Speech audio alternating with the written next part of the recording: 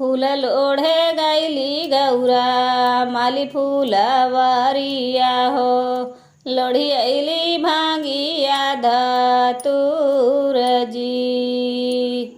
फूल लोढ़े गैली गौरा माली फूलवरिया हो। लोढ़ी अली भांगिया धतूर जी। बसहा चढ़ल आए तपसी सदा शिव।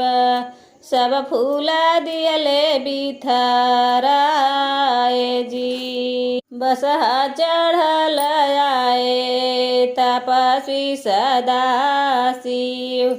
सब फूल दिहले छितराए जी। फूलवा लोढ़ाना गैली गौरा फूलवरिया हो। लोढ़ी अली भांगिया धतूर जी। रोअता बिलखत गौरा अली जघरावा हो। अम्मा से रुदना पसार जी। रोअता बिलखत गौरा अली जघरावा हो। अम्मा से रुदना पसार जी। फूल लोढ़े गैली गौरा माली फूलवरिया हो। लोढ़ी अली भांगिया धतूर जी। के तोहका मारा गौरा के गरियावे।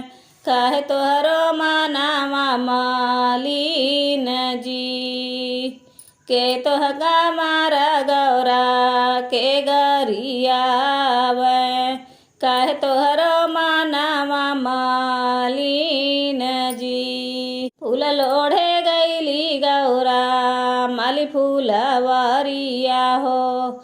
लोढ़ी अली भांगिया धतूर जी। कैसे का कहीं अम्मा कैसे बताई हो।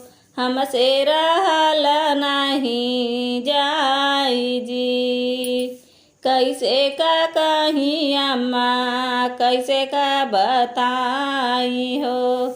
हमसे रहल नहीं जाई जी। फूल लोढ़े गैली गौरा माली फूलवरिया हो। लोढ़ी अली भांगिया धतूर जी। फूल लोढ़े गैली अम्मा माली फूलवरिया हो। गैल एक जोगिया भेटाय जी।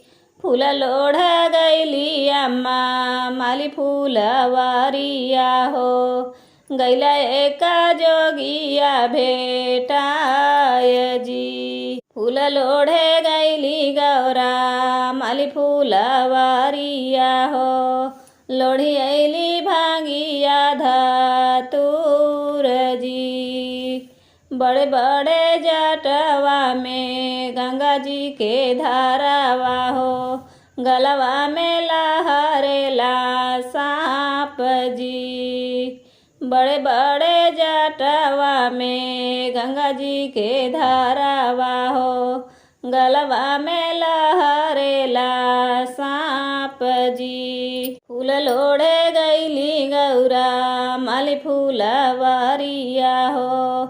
लोढ़ी अली भांगिया धतूर जी। भस्म बभूति जे अंग अंग लगाम। गोड़वा में फटेला बेवार जी। भस्म बभूति जे अंग अंग लगाम। गोड़वा में फटेला बेवार जी। उहई जोगिया अम्मा फूल छितरामई।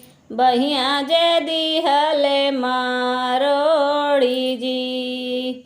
एतनी बचन सुनी रानी सुनाए लगी।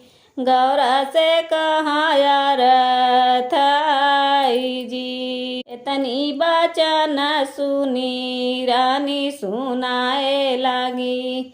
गौरा से कहाया रथाए जी।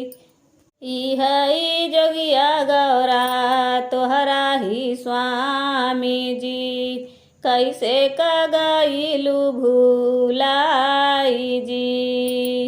इहई जोगिया गौरा तोहरा ही स्वामी जी, कैसे कगइलू भूलाई जी।